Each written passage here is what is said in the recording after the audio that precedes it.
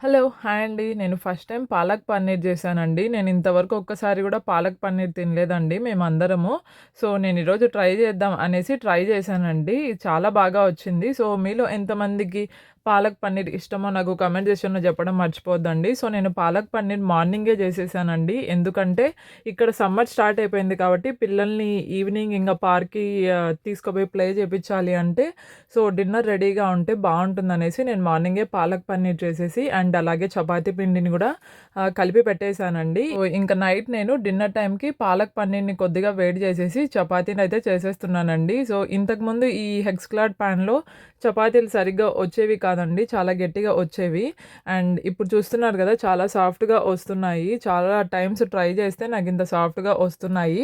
అంటే నేను last year సాఫ్ట్‌గా చేయడం నేర్చుకున్నానండి చపాతీసు. సో, ఇంతకు ముందు వరకు నాకు చపాతీస్ గట్టిగా వచ్చేవి.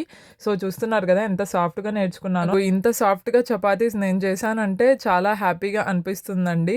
సో, నేనైతే ఇక్కడ ఇంకా డిన్నర్ చేసేస్తున్నానండి. చాలా బాగుందండి. మా ఇంట్లో అందరికీ గూడా నచ్చింది. సో, మా హస్బెండ్‌కి, పిల్లలకి గూడా చాలా బాగా నచ్చింది.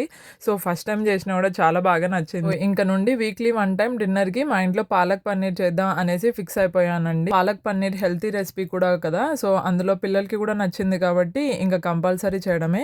సో, మేమైతే డిన్నర్ అయితే నేను ఇలా ప్లాన్ చేశానండి. మీరేమేమి డిన్నర్ చేసుకున్నారో కామెంట్ సెక్షన్‌లో చెప్పండి. అండ్ అలాగే సబ్స్క్రైబ్ కూడా చేసుకోండి. Thank you so much.